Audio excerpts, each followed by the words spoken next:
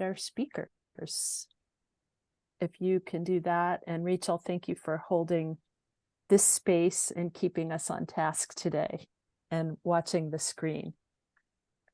The first thing I just wanted to ask our panelists, and as I alluded to, maybe we can just start alphabetically with you, Alissa, and then Gab and Jen, is just keeping it brief, just kind of letting us know maybe the name of your company, where you're located, and, you know, a sentence about the product or service that you offer out into the world. And after that, round two, we'll get into dig a little bit deeper. So Alissa, do you mind starting us off with that? Yeah, absolutely. Good morning, everyone. Thank you guys so much for doing this and for coming. I'm excited. My name is Alissa, and I live in Ellsworth. My business is the Axe Women Loggers of Maine. So we are a team of 30-some ladies, and we all compete professionally in timber sports. And we travel and we put on demonstrations and we offer lessons. And yeah, that's what we do. Great. Gab, you want to go? Sure, that's kind of super cool to follow, but I'll do my best here. I'm Gabrielle, and just wanted to say thanks to you guys at CEI for putting this together. I feel like this is such an important topic and something really fun to gather around, especially, you know, with the world as it is. Like, good is always good. And yeah, thanks everybody for being here. I am owner and founder of Mad Gabs. We're a natural organic body care company. We're in Yarmouth now. We've been in Massachusetts, California, and Maine since '96. So for the biggest part of it, '96, since in Maine. And we sell products around the country. I mean, mostly lip balms, some shea butter, hand and body balms. And yeah, we just try to have fun with what we do. And I look forward to sharing more as we jump in. Thanks, Gab. Jen. Hi, everyone. Thanks for being here today and excited to be with this great panel. My name is Jen Litteral. I am president and CEO of Hound Coffee Company. We started in 2013 with a cafe in Bar Harbor, and in 10 years have expanded to an industrial coffee roastery and 3 franchise cafe locations. We're producing about 2,000 pounds of coffee a week right now.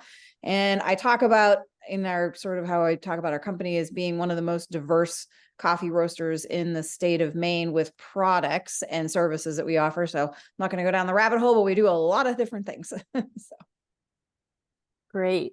So I got so excited, I forgot that I had done my homework. And because I did it, I'm just going to read a couple of different notes about you all.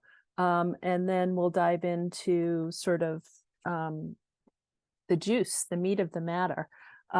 So just to regroup or, you know, go around again. So Alissa, because like some of this is just like, you can't make this up. This is like amazing. So just a little bit about each one of you, because you have amazing things on your website. So Alissa, as she alluded to, is an iron Jill, which means she chops, saws, and log rolls. In 2019, you became the first person to log roll across the Mississippi. In 21, you became the first person to log roll across the Skunk River in Iowa.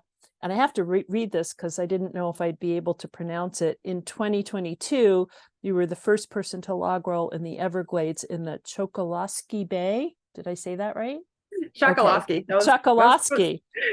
She's a world-class competitor, promoter, instructor of logging sports, and also involved in preserving its heritage. And I'll leave that till later so you could say a little bit more about that.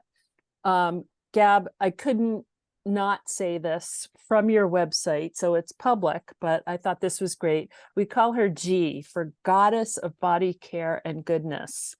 That's great. You're the creative force and guiding spirit beneath the wings of Mad Gabs. Facing things head on with her positivity, enthusiasm, and can-do attitude. You spoke about the, more than 30 years. And you are nationally recognized, currently working on the Mad Gabs book, a memoir and origin story. And Jen, woman-owned, veteran-founded, certified women-owned, and a Maine-made brand. Doing coffee roasting, baristas, certified technicians, and leaders in the field. I think that's pretty notable. You've served over 1 million customers at the cafes and now deliver that cafe experience, even with an updated rebranding, which I think is pretty impressive. And we'll leave it till a little bit later for you to talk about some of those great things that you're doing, especially with pets, veterans, like the world.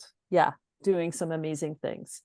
So thank you. And I loved all your taglines, right? So I guess I grabbed Mad Gab's lip balm on a mission. So we're going to want to hear a little bit more from you, Gab, about what that mission is. And then I know, Jen, you just rebranded a little bit in terms of being crafted in Maine, savored everywhere, for sure. And there were too many to choose from, Alissa, so I'm going to leave it to you to also share some of that. All right, ready for round 2? So far, so good. So before we get into the nitty-gritty and details, if you could, of like exactly what you're doing with your projects, and I alluded to the fact that I hate the term passion project, but more, if you could each speak to like what in the world is driving you to have impact, whether that's pets, people, places. What is it that you want to have some impact about in the world above and beyond just your business and the revenue, which is clearly important? So maybe we can stick with, for now, you know, Alissa, if you want to kick us off, and then Gab and Jen, and then we could switch it up for the next round. Sure. You know, I think if you don't look through everything far enough, it's very easy to get lost in the bad of everything in the world. So, you know, I think do what you can to make things better, do what you can to take your mind off of the awful things going on in the world. And, you know, if that means donating to an animal shelter or getting women involved in sports or getting veterans out there axe throwing, you know, we have so many of these little projects going on, and it helps me personally just take my mind off of some of the really horrific things going on in the world lately.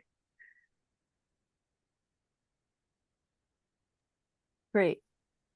And thank you, because I know that was just sort of a big, broad, general perspective, and we'll get into exactly how you're following that up. But Gab, you want to speak to that a little bit?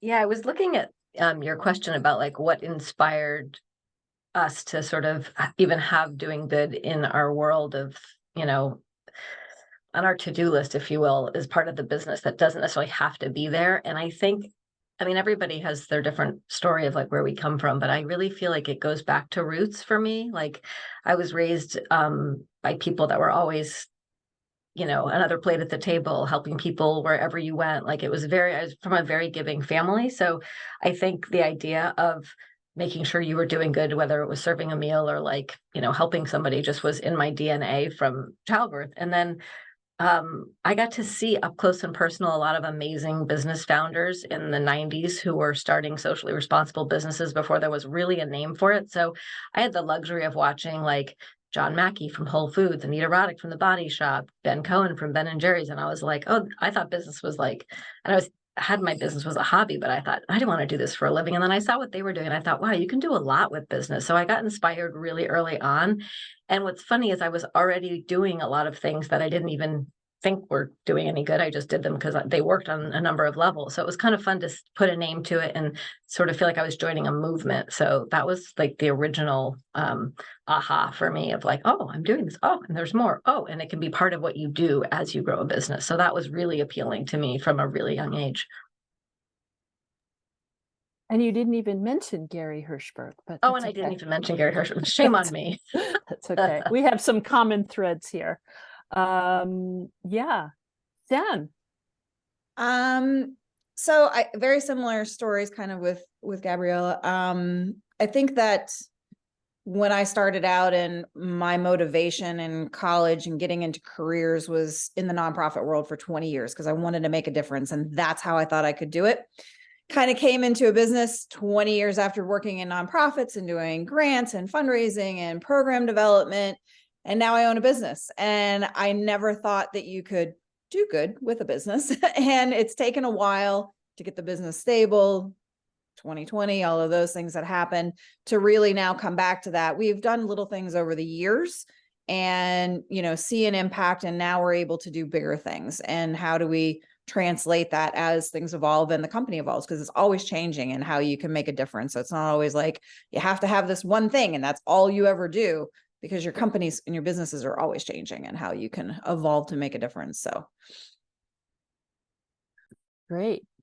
So now we get to hear, what does that really look and feel like within your business? So there might be more than one that you want to share. I don't know.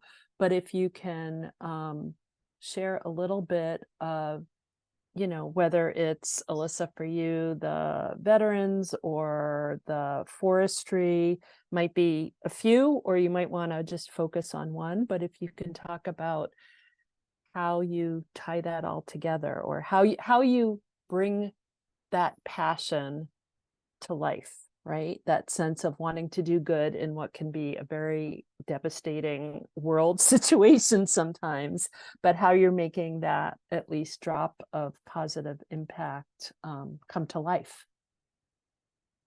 Sure. Am I starting again? We could give you a break. Gab, can I put you on the spot? You want to maybe kick us off? We'll give Jen Totally. a minute to breathe, but then we can, yeah.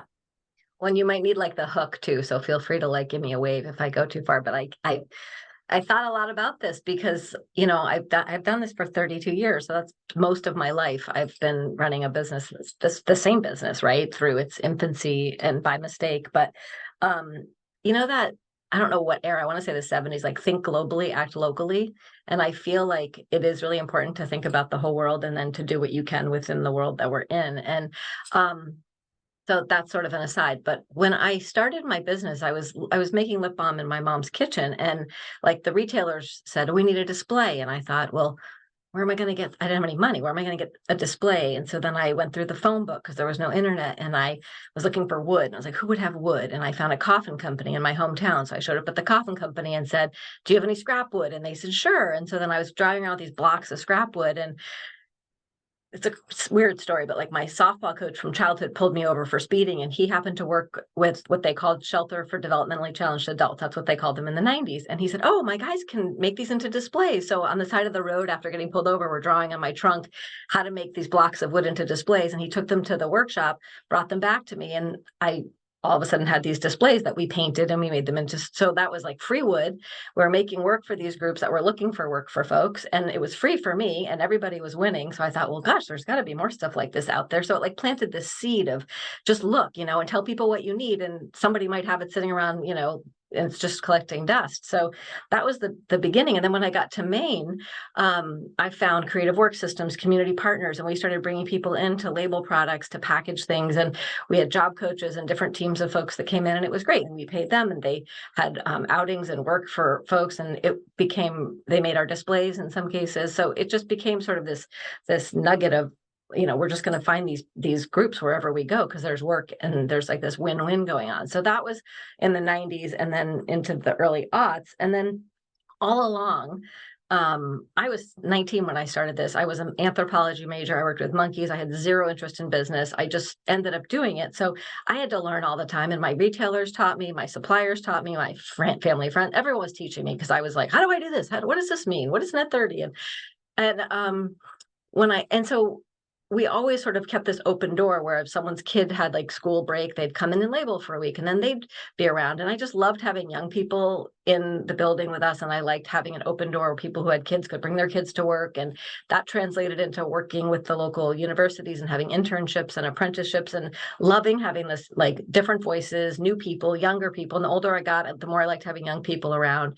And eventually we started doing workshops in like 2016, my board said to me, you're spending all this time with these kids doing all this, like welcoming and teaching and informally, but why don't you formalize it? And I didn't want to, because I didn't want to call it something. I didn't want to talk about it. I just wanted to do it. Didn't want anybody to make a big deal about it, but they kept saying, you're spending a lot of your time and your staff's time, like doing these great things. So tell people about them. So we started doing workshops in 16, and then in 17, we called it Gab Girls. And we started, we'd do a little presentation. I'd tell them the story and show them slides. Then they'd all get a little workbook and pick a partner, and they'd design a lip balm company with a different like theme and, flavors and audience and all that. Then they'd present, and then they'd learn how to do feedback and present. Then they'll make lip balm and they'd go home. And we were loving it. It was great. It was super fun. And then COVID happened. So that obviously scrapped all the in-person things. And what morphed out of it is what we do now, which is a branch of Gab Girls, which is incubating innovators. So we take these teens and preteens and we help them start product companies. And we've been doing it since the first winter of COVID in December 2020. We started and we launched them at the farmers market. And so we teach kids how to take their ideas, or we help them put together an idea if they don't have it. And then they eventually have these companies, some that continue, some that don't. And then this year, I'm working with the high school and the middle school for their extended learning opportunities and CEPs. And I'm going to be working with the administration at the school. So it's sort of becoming formalized. But it's like, I say all that because it's like this evolution, and it was like one like happenstance thing after the next. And it was, like anything, if you aim in one direction, like I want to, do good and be welcoming and see what happens. Like all kinds of things have come up over the years that surprise me, and then they just keep building on each other. So it's become part of what we do without it being anything too formal till the last few years. It's really gotten to be something we've made intentional space for, and it's morphing. So we'll talk more about that later. So see, there's I'll give myself my hook, but yeah, no, that that wasn't, I know that was a lot. it was, but in succinct timing. So that was great. And you really did bring out sort of the evolution. And before I let you off the hook, so can you just tie it all up together with why is that important to you to be working with the young people and the girls in Gab Girls?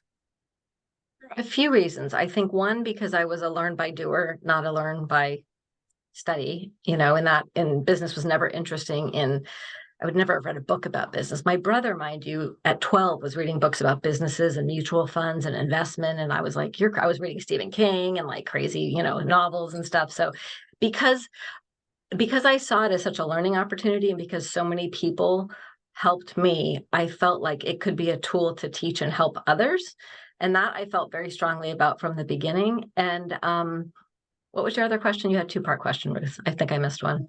No, I think that speaks to it, right? It was like what was important about working with youth, and especially with girls, to you, that you evolved it into Gab Girls. Yeah, and I've had people say, why not boys? And I was definitely threatened by my mother many years. She's like, I'm going to send you to another country to an all-girls boarding school, because girls are different when boys are around, and I feel like I was definitely a good example that she was right. I should have not been around boys, but I do love the sacredness of a circle of these young girls who, that statistic of by 7th grade, girls are 70% less likely to raise their hand in class. That just breaks my heart. So I feel like giving kids tools. One girl was great. The first year we did the workshop for the businesses, she said, well, I know I never want to have a business. I thought I did. That was really hard. I'm glad I did it. And I was like, good, you just checked it right off your list. But she knew, she had a place to do it. And they don't really learn business other than like lemonade stands and little like workshops. So, and the school said to me last week, it's the #1 interest that the kids have reported wanting to explore, and they have nothing for them in schools. So I feel like it's just because of, technology makes business accessible to so many people in ways. So, if I can help when they're little, plant seeds, give them ideas, make them believe in themselves, even if they have absolutely no reason to. I mean, I keep saying, like, one kid when I told my story once at a school, a kid came up at the end, was like 10. He goes, lady, the way I look at it, you can do that, anybody can. And I was like, yes, that's exactly what I want you to leave feeling like, So I just feel like, and I love kids. I think they're great. So, all right, I'll be quiet now. Great. No, that's great. So I'm using you as an example. So if each of you, so Alissa, Jen, maybe we'll have you go up next, but to tie it together. So give us a little bit more detail as to like what those impactful projects are that you're committed to, and why, I guess. Why is always my question, right? Ask why at least 3 times and you'll get to the nugget. So Jen, do you mind going next and maybe sharing? You could focus on one or mention several, because I know you're doing a lot too. Yeah, and if each of you, and I should have said, I mean, you did pretty much, Gab, stick to 5 minutes or under, but Jen, go for it. 5 minutes. Okay, check. I'm going to kind of highlight the evolution and exactly what Gabriella just said too.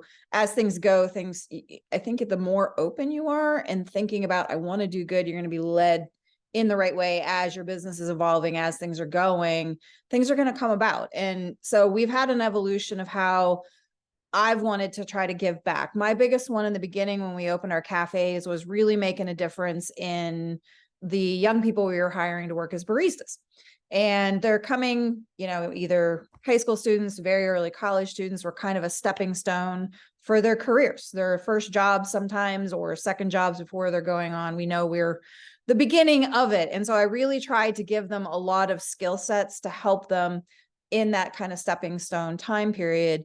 I even got to a point where I was working with some of our early on, like assistant managers or people who were starting to get into those roles, and doing Myers-Briggs tests with them, very general ones, for them to understand how to interact with each other. And if you do this with this kind of person, how's it going to react? So they could start to understand kind of that bigger picture to want to be able to, work as good leaders.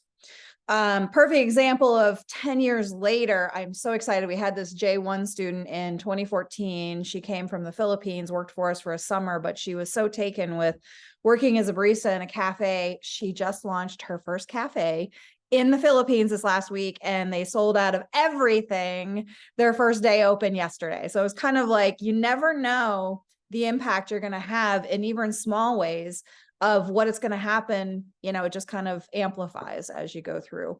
So that's just kind of a small way there. Environmental things were always really critical to us. So when we launched our cafe, I was determined we would never use plastic products. This was way before the sea turtle and straws and all that kind of stuff, way before it was a thing that people were really focusing on. We served only corn-based products. There wasn't many products up there. And that's what I loved about what happened with the straw incident, is it really forced manufacturers to make new products. It forced things to come about and also gave more options, because back then I had one option. If it was sold out, I didn't have a choice.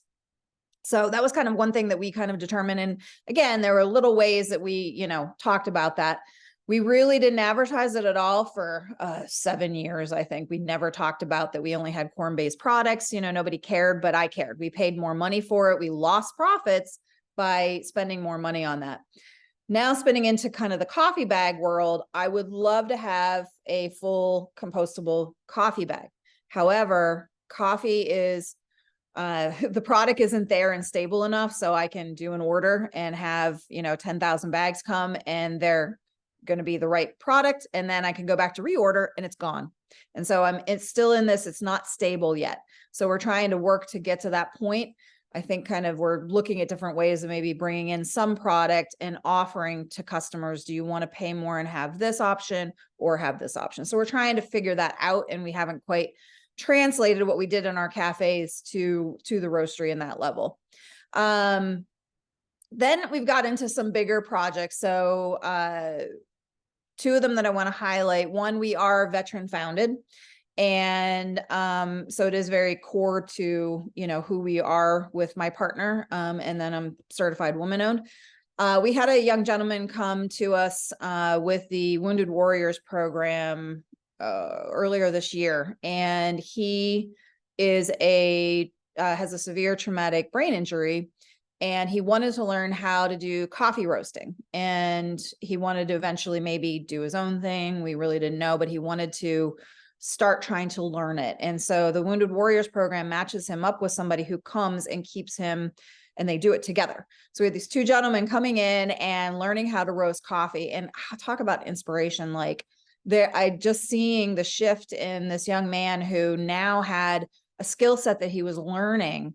And so over the last 6 months or so, we've really worked with him on learning that you don't need to recreate and come up with your own roastery. You need a brand, and you need to go out there and you need to sell your brand, because he wanted to create this to give money back to traumatic brain injury survivors who didn't have the services and things that he's really had, or the opportunities that he's had. So we've worked with him on creating his own brand. He comes up once a week to produce his own coffee. And so we talk about kind of how do things impact your business. One, of course, we do make some money off of him buying our coffee, but when he comes up to produce his own, it means I have to kind of stop production, move things around. The staff have to be really flexible about it, but there is nobody there that feels like, oh, this is an inconvenience. Everything is just, it feels great. People love doing this and working with it. He will get to a point where it become too big. He's got too many events and he can't do this, but for right now he can. So he's producing his own coffee in his own branded bag. He just did an event this weekend down in New Hampshire and sold 200 bags in just one weekend, so he's doing a really good job. I've worked with him every week for a little bit of time, kind of cultivating that next step. What are you going to say to people? How do you talk to them? How do you engage with them? And so he's really got, the materials, he's got the, the look, the, how he's conveying stuff and all that kind of stuff. Another big project that took off a couple of years ago, we're obviously called Coffee Hound because while we hound out good coffee, it's kind of a double entendre there, but we also had a dog that was kind of our mascot of our company. And he died 2 years ago. And I can remember driving him up, sadly, to put him down. And I was like, I'm going to launch his own bag of coffee. That's like the best tribute you can ever give somebody, right? So I wanted to create funds that would come in from the bag sales of coffee and then donate them and do some sort of grant program for animal shelters. Started that sort of evolution of it. However, I, being from the nonprofit world and doing grants and all that stuff, realized shelters don't have time for any of that. So the program has now evolved into trying to create a way that shelters can come in, get money without having to write grants and all that. So with our e-commerce website sales, I've now created what's called an affiliate program where anyone can go in and register. They get a percentage back on each product sold, and they get a discount coupon to advertise to other people. Now, anyone can be an affiliate with our website, but we've really tried to structure it so that shelters can come in, just sign up, do some advertising, and with the sale of the bags, then they automatically get paid money. It's an automatic system within our website. So that's kind of still kicking off. We have a few involved with us now, and trying to figure other ways to let that evolve. So it's kind of like you kind of skip along where you're like, some things are working, some things don't, and how does that evolve along the way? I think then circling back to why it's all important to me. Again, I left college really wanting to work in the nonprofit world and give back. All of these different projects, I think it just takes a different view of what is good. It could mean something today, it could mean something tomorrow, and it could have a different impact. So for me, it changes. It's not always the exact same thing of what that means, but. Oh, you're on mute. Ruth. Yep. Sorry. Yep. I said, great. Thank you. And totally offline, Jen, I need to connect with you about that affiliate program. I think an email got lost in the shuffle, as emails do. Great. Well, thank you. And thank you for tying it up all together with the why. So Alissa, I think we're over to you. Okay. So we have so many of these projects going on. I'm not really sure where to start. Obviously sustainability and environmental concerns are major drivers in a lot of the things that we do. If you were to quickly look at our business, we're women and we chop wood. So I think we could easily be grouped into like the loggers that are clear cutting, which we're not, and most loggers aren't. And I think a lot of people need to, sometimes take a step back and look at some other stuff. I always say that the ladies on our team, we're all nature lovers. We're all tree huggers. We're very careful with where our wood comes from that we use.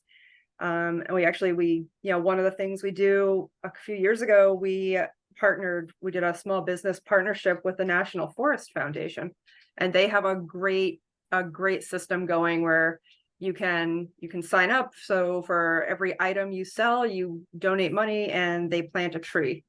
So we do things like that with them, and, we promote them, and, we try to, plant hundreds, if not thousands of trees per year through them. We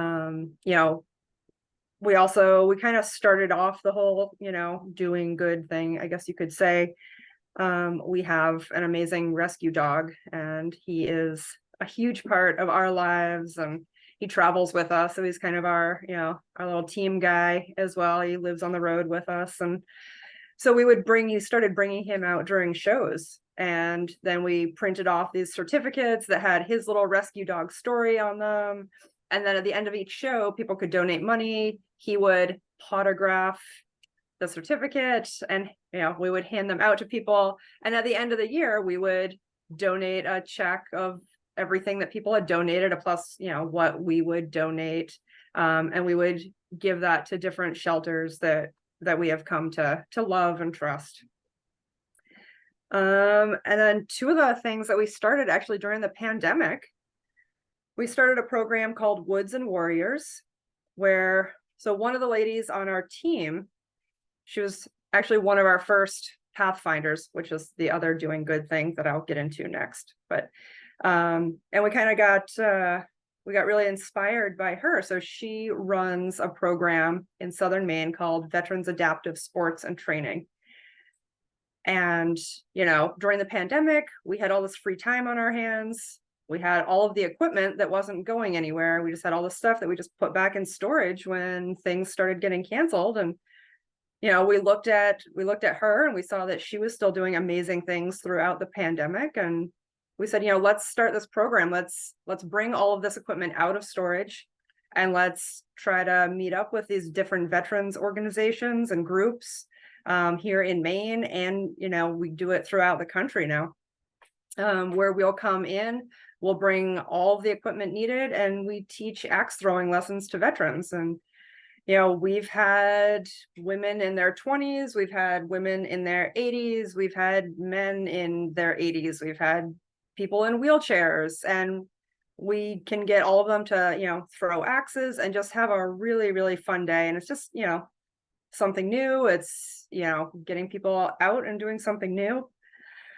So that's one of the big things we do. So we can do axe throwing lessons, or we could do log rolling lessons. And it's completely free to different veterans organizations. We come in, we just love to do it. And then also during the pandemic, we started up our Pathfinders program, which has just totally taken off.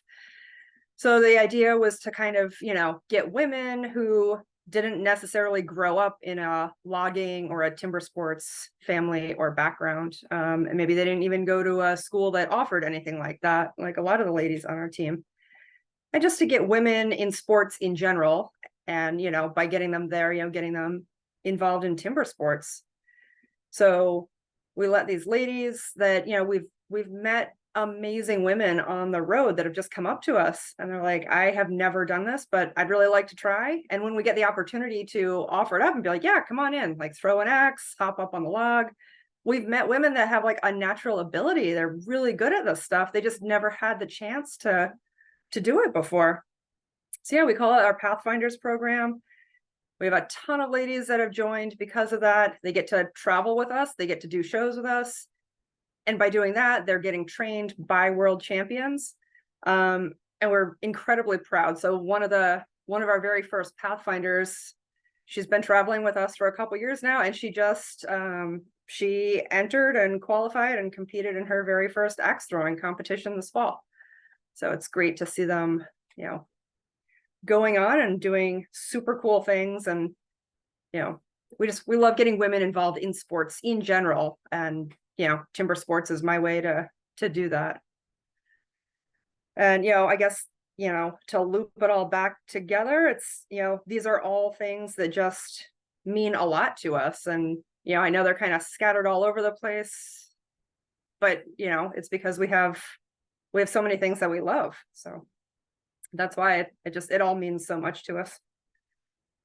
I don't think you need to apologize for having a lot of interest in impacting the world in a few different places, as you all do. I mean, it sounds like, right? Whether that's youth or veterans or women, or I hear sort of a common theme. There are several, but from all the stories you just shared across the board, you've seen the impact it can have on someone's, whether you want to call it confidence or self-esteem or belief in themselves. So that's inspiring to hear. Yeah. Now you know why I invited these three incredible women business owners, because I've been impressed by your stories, but I knew that other people would be just as impressed. Great.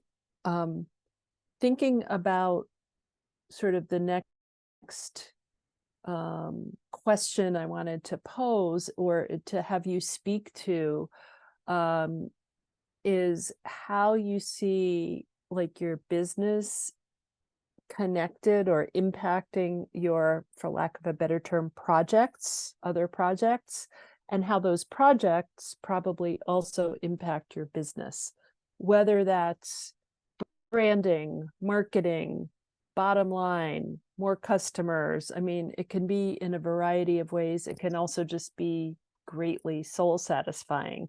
It all counts. There's no good or bad. But the question was around like how your business supports this endeavor and how this endeavor kind of supports your business. Jen, do you want to maybe kick us off on that a little bit? So how does all of what you're doing support each other in some way? I think that you really hit it there. It's that soul satisfaction. I think that for me, I have this metric of this ingrained thing that there's little ways that things make a difference, like even with our employees, no matter who they are. So when I'm hiring people, even today, these days, I sit with them and I'm like, where do you want to be in 5 years? And what is it that you want to be doing?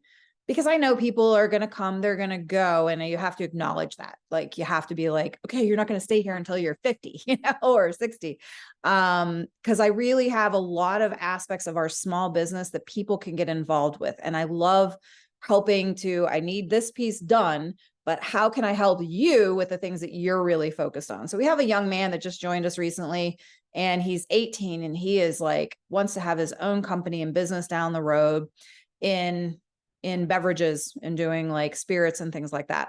So we do a ready to drink coffee can right now, and we're about to try to launch a spirited version. And so yesterday I was kind of talking with him about our first flavor and what do we do, because he's gone to like schools in London and England to train on beverages. And it was just really nice to have him kind of like go through, and he tried to make up a drink and tried to practice with some stuff. And it was kind of a neat way. And that's just one example just recently, but I do that with all of our employees to some degree to find out, okay, this stuff really you're passionate about. How do I pull that into, some of what you do with us, not everything. A lot of the projects like the veterans thing, I don't really talk about that because we're trying to promote his brand. So Chris, my partner, he just went to Maine Veterans Program, had a big event last Sunday, and we paid for the event, but we had John come and do his coffee. We didn't promote our stuff at all. And Chris really kind of tried to help him network around to meet some new people that he hasn't met before. So a lot of that stuff kind of goes under the radar. And it's not something that I really want to try to figure out how to promote off of. Obviously our bottom dollar, it wasn't the initial why we did it, but when he's buying coffee from us, that does impact our bottom dollar. And I think that's been a thing I struggle with being a business owner, is focusing on being profitable, but still like being passionate about, getting out of bed every day and loving what I'm doing and everyone else loving what they're doing and keeping that going. And then still making sure, okay, got the profits, got this, got that. How are we evolving the numbers? Because I'm assuming the other three ladies, or the other ladies who are here with me, is very similar. You're passionate about what you're doing, and sometimes it's easy to lose track of the real business side of what you're doing, and being able to have that and this, and how do they marry together? Sometimes it can be very distracting, and you go off into a, spin off into it. So I'm constantly kind of having to pull back, making sure I'm doing what I'm doing that I need to do for the business, to allow the other stuff to happen as well. The shelter thing, I do advertise that's a little bit different of a program, because I created a whole bag after it. So that's something we really are trying to market and get out there.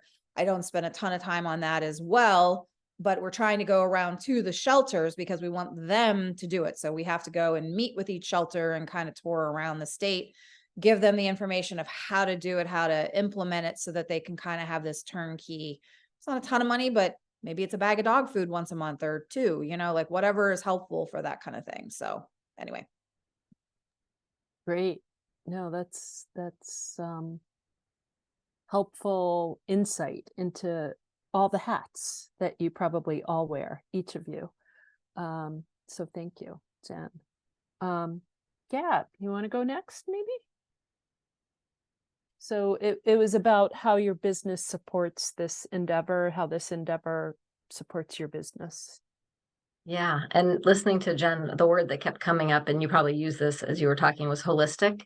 And I think there's a mindset, and I think women are really good at this in business, where, not to say that men are, but in general, the women I know in business it's very natural to holistically sort of take people into our webs. And like you said, like, you're not going to be here forever. Like, this is my forever, but this might not be yours. Like, what do you want? What do you want to learn? What do you want to do? And right. So there's so many ways that you can just make little connections like that, where somebody feels, whether it's like, for us, it's like moms, like they can come and go and get their kids, or people are sick, or whatever the things are. We know that kids need to come first, and we get that. And people stay longer because they can have their lives here. So there's like so many ways that just are just what we do. We don't talk about it. It's just how we do it. But I thought of that when you were talking about that employee, right? And I think, and I saw that, I think it was Karen from Taco Trio asked about like how to do good and how to, the marketing piece of that too, right? And for us, like in the olden days when soy-based inks and recycled packaging and PCW was not, you had to pay extra for it, and it was very uncommon.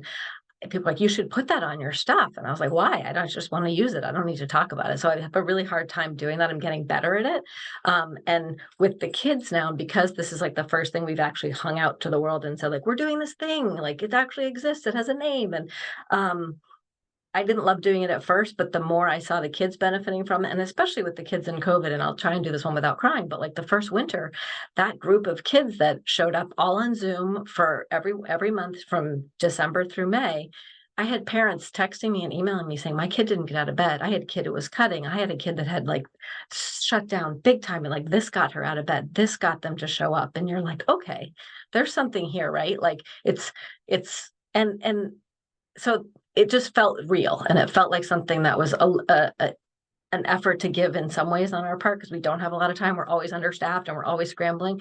But everybody who was here felt like that meant something to them too, because even if they didn't have kids, like, we get that this is impactful. Let's figure out a way to make this happen. So how our business serves it, I think, is because the people who show up often lend their expertise. Even after they've left, people will come back and help with the kids, because I had an artist who left and she came to help a young budding entrepreneur who wanted to sell cards, tell her how to print them and how to deal with colors and stuff like that. And so she's always on deck to help this young entrepreneur. But it's funny now when I do my pitches, like, and they're all Zoom now, but when I pitch like a buyer for like Stop and Shop or Wegmans or whatever, the first thing they say is, what are you doing with the kids? Before they want to know what's new, before they tell me sales data, the first thing that every single one of them wants to know is, what's going on with the kids? What are you doing with them? So, and then it just comes up. It's more interesting, honestly. Lip balm, like, that wasn't why I got into this. It just happened to be the vehicle, right? Like, lip balm is lip balm. I don't love making waste. I don't love that they're in plastic. There's all these things that aren't like perfect, and they're not exciting. It's fun. We do a good job with it. The products are great. The packaging's fun. Like, I'm not proud of what we do, but it's not about that anymore. To me, it's like, what can we do with the kids now? So for me, this is like my next thing that I have to figure out how to make this what I do, because growing and learning all the lip balm business tricks and tools was great. And now I see how excited people are about the kids, and I'd love for them to stay married. I don't know what's going to happen as we go, but I know it serves the business. I had someone in Atlanta right before COVID say to me, well, can you quantify that? Like, how many kids, how many people? And I was like, I have no idea. And she's like, well, you should figure that out. So we have like been keeping this tally of, well, we had that intern, we had that apprentice, we had that part-time employee, we helped this person's. It's impossible. I wish I'd kept track a long time ago, but it wasn't intentional and it wasn't organized, because neither of those things are my strong points. But now I realize that like it is important to have numbers behind it, because you could help like 1 or 2 kids and say like, you do this thing, and people want to know. Some people like data, and I love data. So I take on that challenge. I've been trying really hard to compile a list of like, those like fact sheets where it's like 9 businesses started or 3 interns or whatever the things are. So I'm trying to figure out a way to take what I can remember and put it together so it can give our retailers the feeling like they're supporting something that's actually real. So our, and mom and pops love to know that stuff. The big retailers don't care about the data. They just want to know some stories. So it serves us. And I have to be really careful on the marketing platform on the backs of these kids, because that's not what it is. And I had to have my arm twisted behind my back for a long time before I was but now that I'm talking about it, I'm so excited and proud of them. I do want to talk about it. So I'm still battling with that balance, right? Of how to be true to what you're doing and to be able to tell people we're doing good beyond just making lip balm. So I don't have it figured out, but that's where I am with it now. Did I answer it, Ruth? Did I get all the pieces? No, that was terrific. I mean, as Okay. always, you were very authentic, and I appreciate you sharing. And, I think we're all here because we don't have it all figured out yet. Right. You've just been figuring it out for longer, but it doesn't mean I'm you're a not slow learner. still evolving. And from one visual person to another, I think they call that infographics. So like, Oh, yes, that's exactly what it is. having those big, bold numbers out there. But I hear you. That's not why you started making lip balm or getting into the business, any of you, right? I like that you said something about like, it's the vehicle for how you can make an impact in the world. And it just happens to be, while you're doing that, you need to figure out how to keep the business thriving and growing. But it's sort of like growing both, right? And I also have the bonus of having a product that kids are interested. Kids like lip balm, especially tweens and teen girls. Like they would, if I was like, I don't know if I was making hummus, they probably wouldn't be that excited to come help put stickers on things, but they're like, and they get all the flavors. And I drove my neighbor's kid to school yesterday. She was 8 and there was a bin of lip balm in the back. She's like, why do you have all this? And I said, well, take one to school. She marched in with her lip balm. Like kids, great. It's easy. Yeah. Everybody knows what it is. And boys probably use them too, just not out in public. Less, but yes, they do. Some of them love them, but more girls are way over the top. Yeah. Yeah.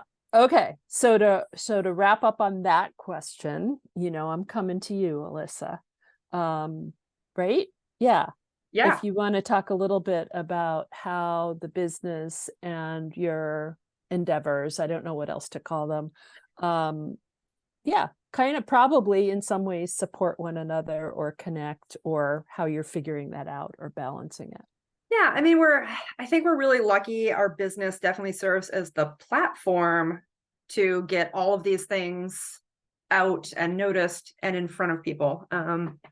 I'm very lucky because, our business, it keeps us in the public eye. Like we're on the news a lot, we're on TV a lot, we're, getting calls to do fun and cool things. Our social media, we have a decent amount of followers there. So some of the things we don't try to promote our Woods and Warriors event because we don't ever want cameras showing up to film people, because they might not have as much fun. They might not feel as comfortable, rather than if, we try to keep the groups small and, like 10 to 20 veterans at a time for these events. So we definitely we don't advertise that and we don't promote it. So we're absolutely not trying to get anything back from that at all. That is completely just giving back. The same with our, donating to the rescue organizations. Really the only reason that we even say, hey, we're doing this is to get the word out that it's a good thing to do. We have people after the show, they'll come up and try to hand us, little kids come up, try to hand us like $5 or $10 as a tip. And we're always like, no, it's good. We're getting paid to be here. But you know what you can do with that money? Like take it back to your mom and dad. Do you guys know a good rescue organization? Donate it to your favorite animal shelter, or buy a bag of cat food or buy a bag of dog food and go make a donation. And then people come up and talk and they're like, oh my God, like we love the Ark, or, that's our favorite shelter. Yes, we're definitely going to do this. Thank you so much for that. So that's why we promote that stuff. Really, I think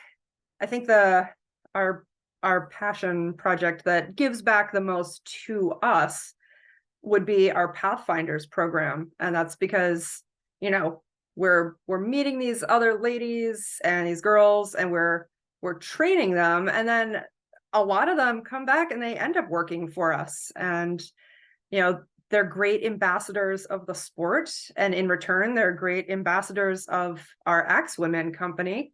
And then they'll come and they do shows with us, they'll work with us, they'll compete with us. So, I think that's the one that, we kind of get on the business side of it, any type of a return over. Everything else, and including that one, we just feel really good about doing those things. So it just makes us happy. Happy's important. Happy's good. Yeah. Great. I warned you, put me on the list for next Pathfinder, but that's a whole nother conversation. I'm dying to try it. Yes, I think we need to absolutely. sponsor a Pathfinder session through the WBC, but Yeah. maybe I'll be your guinea pig from WBC. That's like on my retirement bucket list, and that's not happening too quickly. Great. So, just wanting to be careful of time before we move into like Q&A, and I'll remind you and warn you and let participants know when we get to Q&A. First, I'm going to give the option to our panelists to see if they've come up with any questions for the three of them or for participants, but we will open it up to take a look at what questions might have come up in the chat. Before we do that, the last question I had on my mind was, and as I alluded to, we are not lawyers, we are not accountants, we're not going to go into the weeds on the specifics, but can we just do a round of kind of like what type of like entity, either legally, financially, how do you pursue these things? Is it just like, a line item in your budget? Is it a certain amount of proceeds, pre-tax or post-tax go to these things? If you could just give a very high level description of like, how do you make that work? Yeah. Who wants to dive in of the three of you? I can give it a Go for it, Gab. Sure. Yeah. So how do you make this happen, either financially or legally? Very high level. You've already talked about how you market it. Like, how do you let the world know? So if there is something specific about whether it's on your website, on your packaging, something, because some companies do that, right? Like X amount of proceeds go to blah, blah, blah. Yeah. So just high level description. That would so be high level, 3 words, not very well. How's that? Seriously, like we don't keep track of the expenses associated with working with the kids. We don't keep track of staff time working with the kids. Nobody pays the kids. Nobody pays to be part of the group. It's all free at this point. We tell the stories. I have a slide where I show the latest kids business in my pitch deck when I pitch to retailers, but no, there's absolutely zero rhyme or reason to it. I could do a much better job making it formal, and which is why I emailed Ruth last week. I'm like, so I'm working with the schools and I should probably like figure out if this should be its own thing and what that means. Should it be a nonprofit? Should it just be something? I don't know. And she was like, well, here's all the things you need to know if you need a nonprofit. So I don't know. I'm still trying to figure it out. I don't know why I need it. It's not like I'm trying to raise money to do something with it. Like it doesn't have, I don't have a goal with it, which I'm not really goal oriented. I tend to just be in the moment and keep going with things, but I'm trying really hard to think like, if I do want to pursue this and turn this into the next thing I'm doing more than the lip balm, you know, how do I turn it into some kind of structured thing where it has a budget and it has the ability to either raise funds or have price tags. And then there's the whole thing. I don't like charging kids for stuff. And do you charge one kid and not charge the next? I want it to be accessible. So I'm still figuring it out. And I guess I like to say that because that's my way. That's just like the coffin wood. Like I figure out what I need and then I make it happen. But in the moment right now, I don't have a need to give anything to it because everything's happening organically and we're not keeping so it's okay, so you've now just blown all the advice I've given many of the women on the screen about being accountable and knowing what some of your numbers are, just so that you know where you're at. But I do great, with the business. authentically. But my business I've got down to the penny. It's the Gab girls part that I don't keep track of. Like my business numbers are very dialed in. I know where everything is. I've got a budget. I've got goals. Everything gets balanced. Like we are to the T. It's the kids stuff that we don't have organized because it's just sort of like we love doing it and it just sort of happens and we make space for it. So everything else is very, very much dialed in and organized. So. And we have just a legal redeemed incorporation yourself. and everything. Yeah, sorry. I have a corporation. Like we've got the whole thing. Everything else is very legit. It's just this stuff we just keep doing on the fly because we do. But the rest of it is very legit. Sorry, I didn't say that part. Work in progress, right? So yeah. Okay, Jen, Alissa, who wants to jump in next on that note? Looks like Jen, maybe. I can do it. Yeah, that's fine.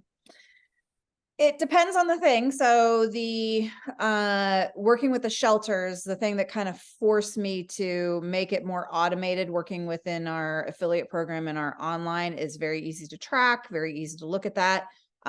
With our bag sales, I do market that as well on our actual coffee bag, and we do track those. And then so separately, if they're not coming in as sales as affiliate, we still keep track of that. And then we make donations to, you know, whatever shelters that we're kind of focusing on during at, you know, quarter year. Because you need to know how much that donation amount needs to get moved. Yeah.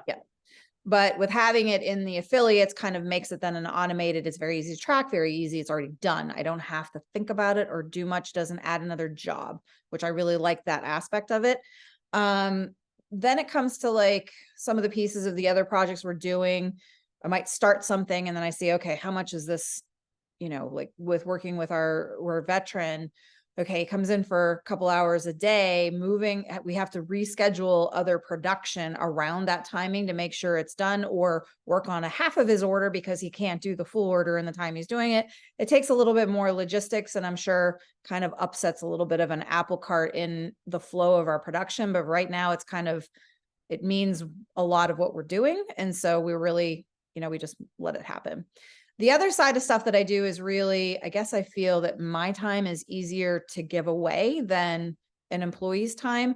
So I do a lot of other projects too that I didn't really talk about. And again, things are kind of just, it's what's important to me. So I do serve on a planning board for UTC school in Bangor, which works separate with the high schools so that they can come in and learn a trade. I love that. They have a business school and I love working with these kids. We've had them come into the roastery to do a tour. I've come and given talks at their business school.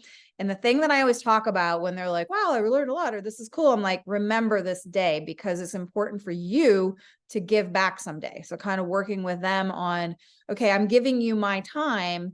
You have to keep this in mind and do it down the future, and holding the next generation kind of accountable to do those kinds of things. And we do have one girl that came to work for us she's in high school and goes to the UTC school. So she's coming in and working with us as well, you know, as an actual job and stuff. So those are kind of, I mean, it's all over the place because we're always doing different things. So I can't say, I wish we had maybe done a B Corp. So I saw somebody ask that question 10 years ago when we formed. We are an S Corp, but I wish we had done a B Corp, but I don't know that I could shift to that at this point, but is kind of an interesting goal to try to figure out down the road as we blossom into who knows what. Yep. No, that's great. And Rachel, you might want to put something in the chat. I think we're up to session 3 of 3 sessions that we've been doing on different women's business owned certifications and how to do that. So that's one thing you can take a look at and consider. And I just responded back saying, we figured that there would be questions that came up today about like B certification, and various other certifications and entities, legal entities. And so if there's enough interest, we were thinking we might do down the road in 2024, maybe do another session that is very, more specific and gets into detail about all of those different kinds of possibilities. Alissa, do you want to speak to that a little bit? High level, just whatever you want to share.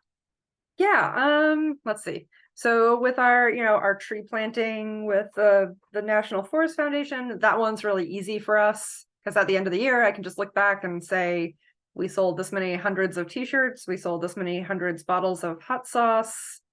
That's what I donate. It's, one tree for each item sold. So, that's really easy to figure out. Honestly, everything else is just, I am not good at keeping track of a lot of that stuff. I was glad that was mentioned beforehand. So, yeah, I just, we donate what we can, when we can, and as much as we can. And at the end of the day, as long as we have money to put fuel in our truck to get to the next show, that's, a lot of times that's what it comes down to. Like, how much money can I give this animal shelter? Here you go. And yeah, Great. so we're just it's all over the board for us as well. Great. Well, that's real. It's keeping it real. I think Rachel did just put information into the chat about the final of this 3-part that we've been doing, which really is going to be kind of an overview, a wrap up. So for anyone who is interested, at least in the piece about like women's business certification, just know that you can still register for that, which is great. So we are actually coming up to our Q&A, bless you, Q&A part of today's session. And I was first going to open it up either to questions you might have among the 3 of you. If you don't, that's fine. But if anything came up for a question you might like to ask of each other, and we could do that. And if there's none, that's okay. If there are questions you're curious about knowing from our participants, and then we'll go through the chat, whatever questions are there. Hopefully, thank goodness I have Rachel as another pair of eyes to be checking for those questions. And then we can just open it up to people who actually want to unmute and ask anything. But I'll first put it to you 3. This has been wonderful. I'll save all my thanks for the end, but gave us a lot to think about. And I appreciate that you've all been so authentically sharing the evolution. Anything you want to ask either of your other 2 panelists here, or go for it, Gab. This is really rudimentary, but I don't know what an affiliate program is. Can you explain what that is, Jen? Sure. So if you have an e-commerce website platform, right? Within that, you can add what's called an affiliate program, which allows other people to come in and they get a code that tracks things that they're advertising. And when a sale of a product is attached to them, they get a payout. And so it's became a big thing a few years ago for people to go in who love certain products. So it gives them a little bit of being a mouthpiece for you, bringing customers to you to buy, but also pays them a percentage. And usually some people do anywhere between 2 to 5% of what the sale is. It then also gives like a coupon code that's unique to them to sell to give their base that they're kind of targeting to bring back in. And then affiliates you can keep it that they're always, any customer that they brought in always gets tracked to them, or it's a one and done. Different companies do different things. I leave it as open. If they keep using that same code to come back, that it tracks to them and they get that money. I'm like, if they're going to do the work, I'm happy. I mean, it's cheaper advertising than me spending money to go out and advertise, to bring new customers in.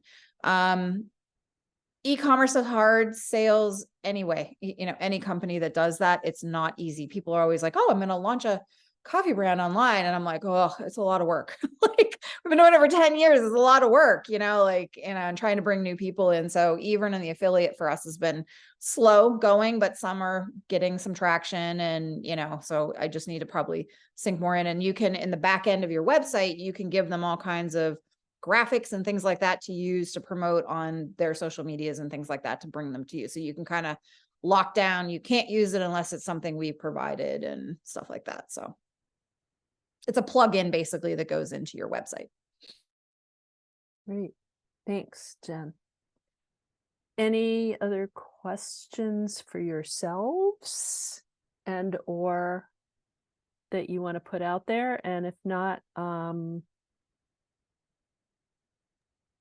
we'll go and see what questions there might be from participants. Well, I'm looking forward to hear what other people do because I'm always looking for new ideas of things that I could be doing. I don't want to reinvent the wheel. What are you doing that's cool out there? All right. Well, there's a question for the crowd.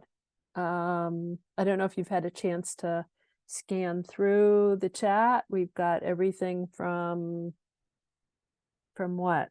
Jams to woven goods to granola. We've got a couple of things out there. The only question I've noticed so far is about if anyone else on screen today is a B Corp, but I didn't see any response to that. And is that something that any of you three have thought about or looked into? Yeah, I mentioned that earlier that I was trying to respond a little bit to that I would have loved the idea of it, but 10 years ago, it wasn't really it was very fresh back then. Would love to try to see how that's possible or what level to be able to do it, but it seems harder once you're in the middle of everything. I don't know. I'd love to learn more about it. Let's put it that way. Great.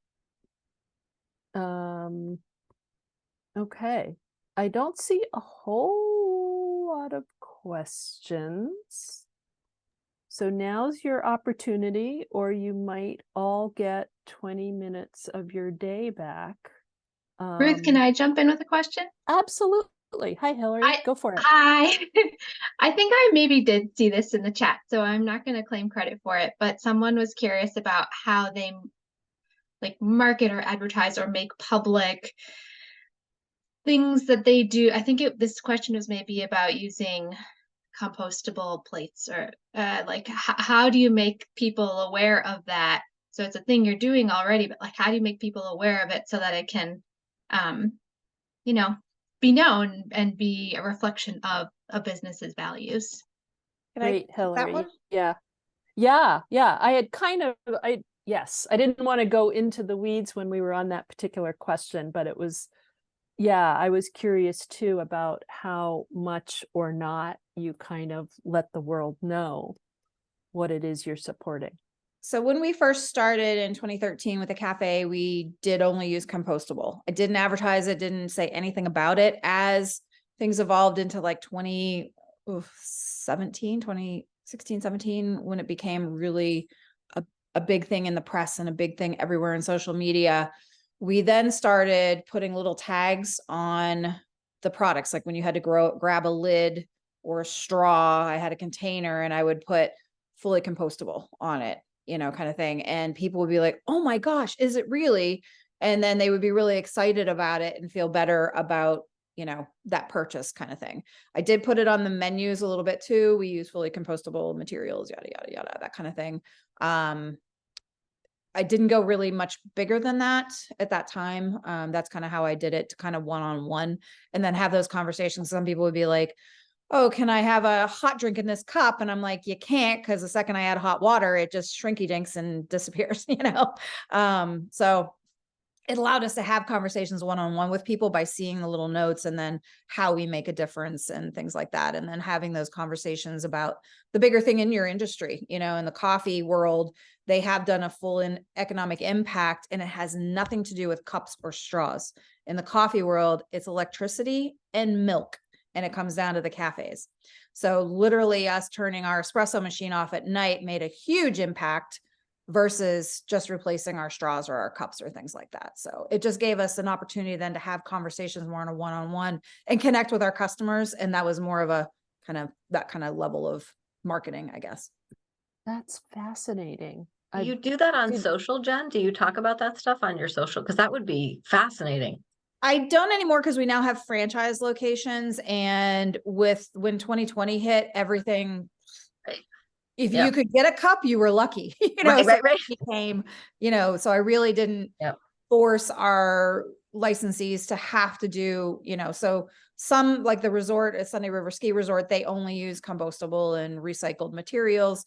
It just depends on what they can get and what they can't get. And, things are kind of coming back in more now, but for a year or two, it was like, you were lucky if you got anything as a restaurant. Yeah, we're still in the Wild West a little bit.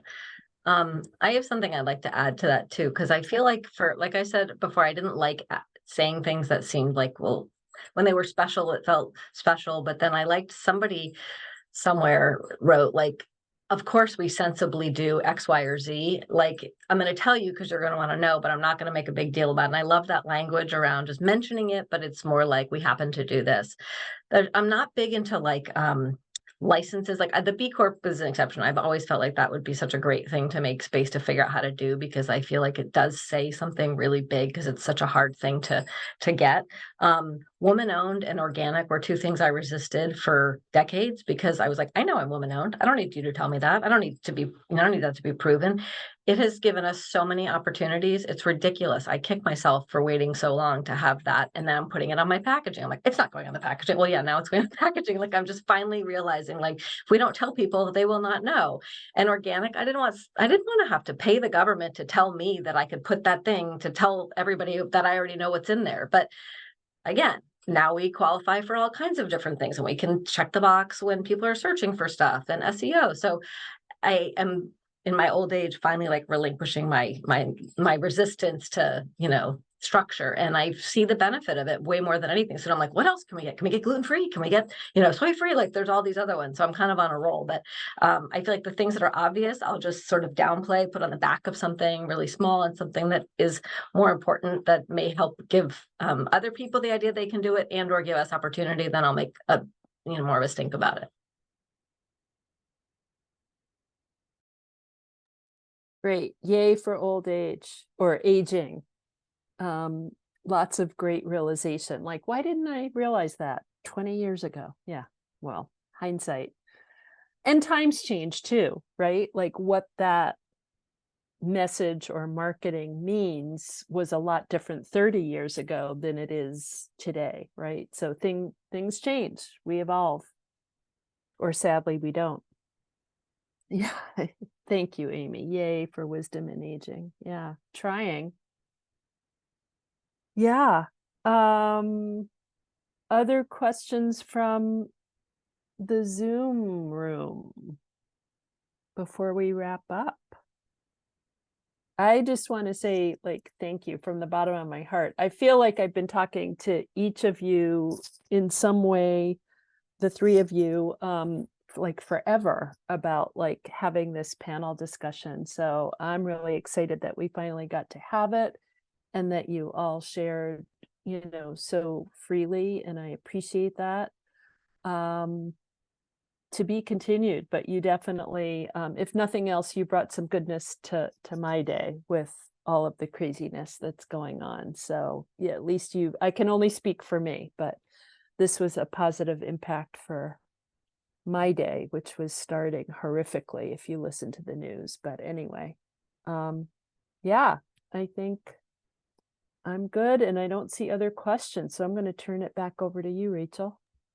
Great. Thank you. I just want to say thank you all for being here today. You'll receive the recording in a follow-up email as well. And I personally want to thank Alissa, Jen, and Gab for being here today and sharing so openly, as Ruth said.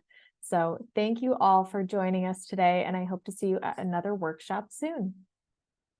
Thanks for having us. Thanks for putting this together. Thank you. Thanks. Bye. Well, Ruth, I think you'd make a great axe thrower. I've been thinking of it for sure. I agree. No, I did. I told Alissa, like, let me know, give me a heads up for the next round. And why, Carrie, we should do one with like COA students. Oh, that might be a little scary. Anyway, Oh, But it's fun. Alyssa's job to make it not scary, right? yeah, no, I would love to give it a try. The log rolling, not so much, but axe throwing, sawing. I was out this weekend with the chainsaw, so watch out. So Awesome. nice. Our holiday gathering out last year was axe throwing, and we had so much fun. Nice. It Like- was? Yeah, it was awesome. We invited our grown kids and like partners, and we just went to town. It was very, very fun. Cool. We Yeah, always take great. our staff up for lunch occasionally, once or twice a year, to the place in Bangor that does axe throwing. It's kind of fun. It's In a so productive surprisingly environment, you awesome. know?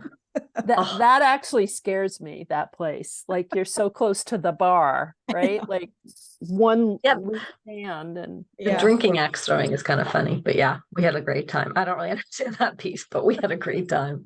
Thank you, Yeah. everybody. yeah, thank so you much. so Really fun. much. you. Thank Have a you great all. day. And You all. Jen, I'm gonna follow up with you because I was interested in the affiliate. So Happy to. okay.